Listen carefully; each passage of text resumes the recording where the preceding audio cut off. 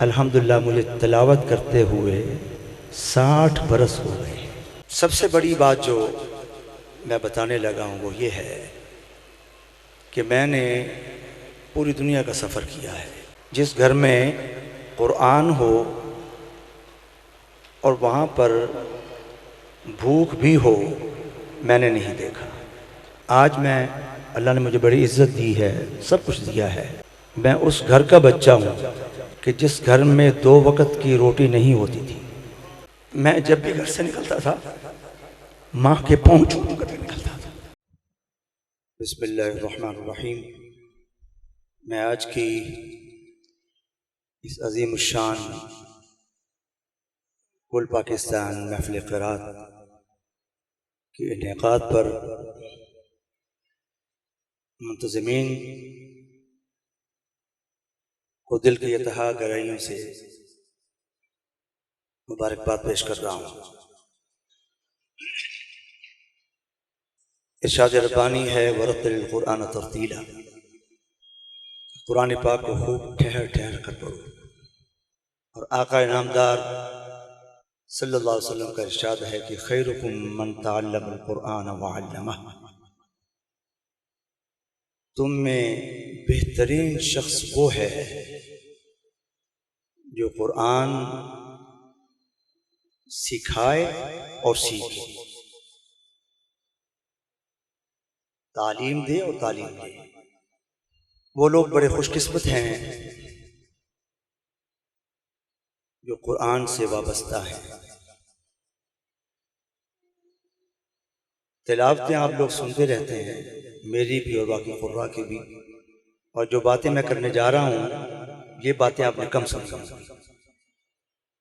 چونکہ ایک جمع غفیر ہے پڑھنے والوں کا، اور چونکہ یہ سب میرے بچوں کی طرح ہیں جتنے بھی پڑھنے والے ہیں آج، تو میں سوچ رہا تھا راستے میں کہ کچھ ایسی باتیں اپنی زندگی کے تجربات کے حوالے سے میں آپ کے سامنے اور ان سب کے سامنے رکھوں، شاید ان کے لیے اس میں کچھ اچھائیاں نظر آئیں۔ سب سے بڑی بات جو میں بتانے لگا ہوں وہ یہ ہے کہ میں نے پوری دنیا کا سفر کیا ہے۔ میں نے کوئی ایسا گھر نہیں دیکھا کہ جس گھر میں قرآن ہو اور وہاں بھوک بھی ہو،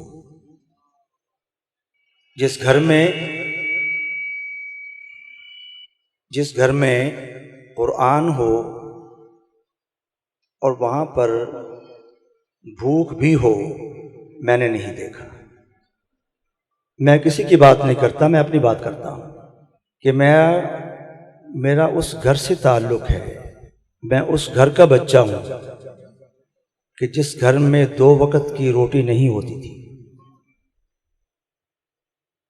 آج میں اللہ نے مجھے بڑی عزت دی ہے، سب کچھ دیا ہے۔ جب یہ چیز ملتی ہے انسان کو نا تو پھر کوئی نہیں کہتا کہ میرے ماضی میں حالات کیا تھے۔ میں اپنی بات کر رہا ہوں کہ ہمارے گھر میں 2 وقت کی روٹی نہیں تھی۔ ہم گھر کے 11 افراد تھے، 9 بہن بھائی، 2 والدین۔ یہ میں آپ کو اعجاز القرآن سنانے لگا ہوں کہ قرآن کا اعجاز کیا ہے، قرآن کی برکات کیا ہے۔ میں نے 1960 میں قاری رضی الرحمن صاحب رحمۃ اللہ علیہ کے پاس پڑھنا شروع کیا، وحدت کالونی لاہور میں۔ وہ اللہ کے ولی تھے۔ چند ماہ میں نے پڑھا تو انہوں نے میرے والد صاحب کو بلا لیا، فرمانے لگے کہ مجھے اس بچے کا مستقبل بہت روشن نظر آ رہا ہے، آپ اس بچے کو قرآن کے لیے وقف کر دیں۔ ان کی نظر دیکھیں تو ارادہ کر لیا، والدین نے بھی میں نے بھی۔ 1961 کے اندر آل پاکستان بچوں کا مقابلہ ہوا جس میں بھی تھا، احمد میاں تھانوی صاحب بھی تھے اس کے اندر، حافظ مرغوب حمدانی صاحب بھی اس کے اندر تھے۔ تو ہم تینوں کو اس کے اندر گولڈ میڈل ملا، تینوں کو۔ یہ 1961 کی بات ہے، آج 21 ہے۔ الحمدللہ مجھے تلاوت کرتے ہوئے 60 برس ہو گئے اور میں آپ کے سامنے ہوں، میری زندگی سب لوگوں کے سامنے ہے۔ اس سے بڑا کوئی اعجاز القرآن ہو سکتا ہے کہ ایک غریب گھر کا بچہ ہو اور 14 سال کی عمر میں وہ 11 افراد کا کفیل ہو، 14 برس کی عمر میں 11 افراد کا کفیل ہو، اور اس کے بعد پھر دنیا کا کوئی ایسا کونا نہ ہو جس میں مجھے جانا نہ ہو ملا ہو، کوئی ایسی محفل نہیں ہے جہاں پر میں نے شرکت نہ کی، کوئی ایسا ملک نہیں ہے، کوئی ٹیلی ویژن نہیں ہے، کوئی ریڈیو نہیں ہے، کوئی مقابلہ نہیں ہے۔ 2 مرتبہ میں ایران میں سیکنڈ آیا، 1 مرتبہ میں بنگلہ دیش میں پہلے نمبر پر آیا۔ یہ پاکستانی قراء کے اندر ہائیسٹ ریکارڈ ہے ابھی تک۔ یہ قرآن کا اعجاز ہے۔ یہ کیسے ہوا؟ یہ سفر کیسے طے ہوا اور یہاں تک میں کیسے پہنچا؟ جس گھر میں بھوک تھی وہاں پر وہ مہربانیاں ہوگی اللہ کی کہ اس وقت امریکہ میں 300 افراد ہمارے خاندان کے موجود ہیں۔ برکت قرآن پاک کی ہے۔ اور یہ سب کچھ ملا کیسے؟ یہ میں گر بتانے لگا ہوں۔ یہ والدین کی عزت، والدین کی دعائیں، والدین کا احترام اور اساتذہ کی عزت اور ان کا احترام۔ جتنے بھی بچے بیٹھے ہوئے پڑھنے والے، اگر آپ نے کوئی منزل حاصل کرنی ہے، کوئی گول اچیو کرنا ہے، کسی مقام پر پہنچنا ہے، تو ماں باپ کی عزت کرو، اس کے بغیر کچھ نہیں۔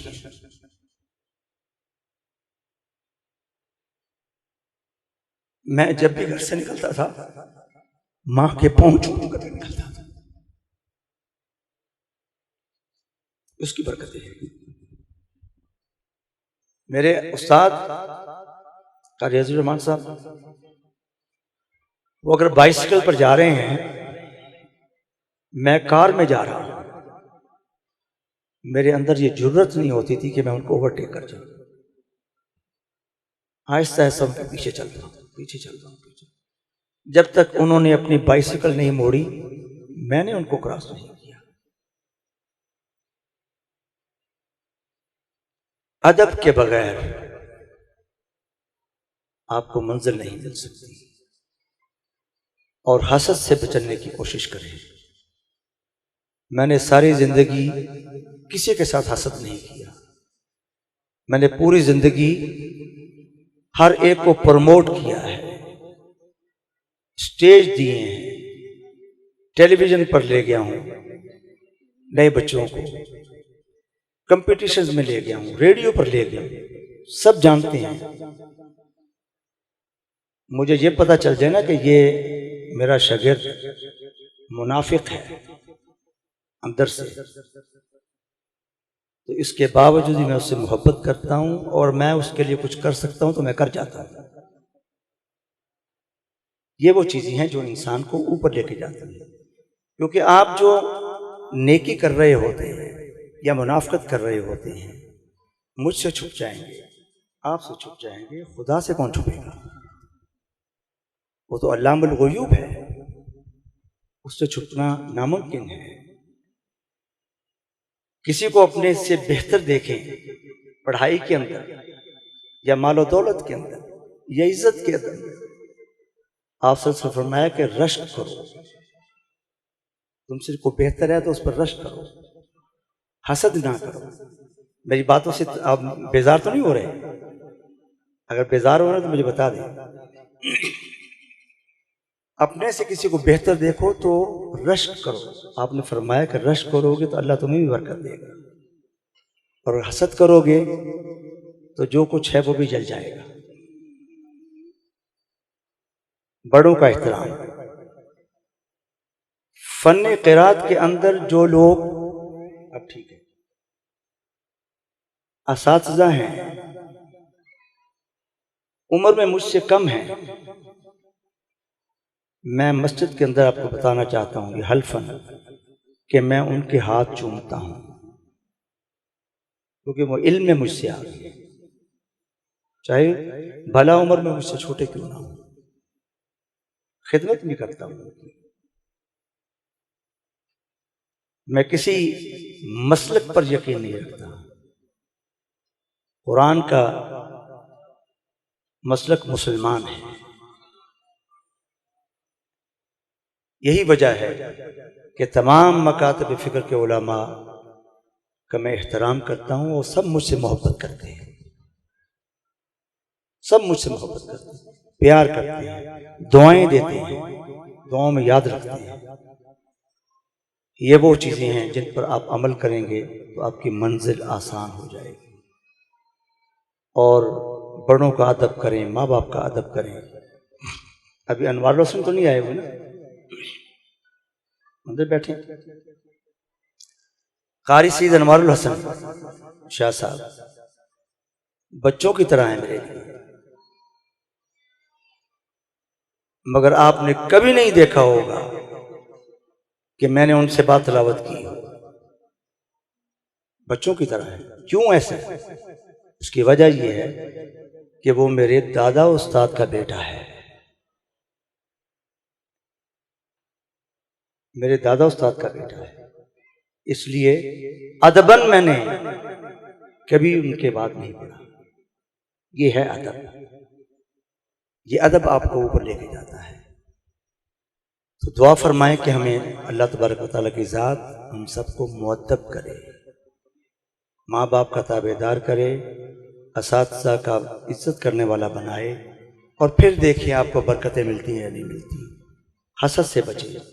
کوئی اچھا پڑھ رہا ہے نا، خوش ہوں، اس کو داد دیں مزید۔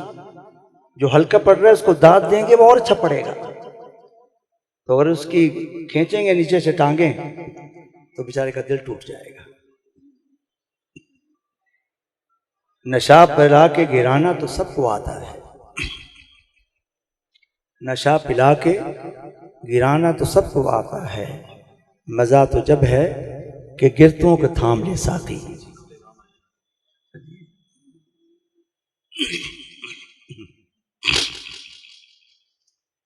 مزہ تو جب ہے کہ گرتوں کو تھام لے ساتھی۔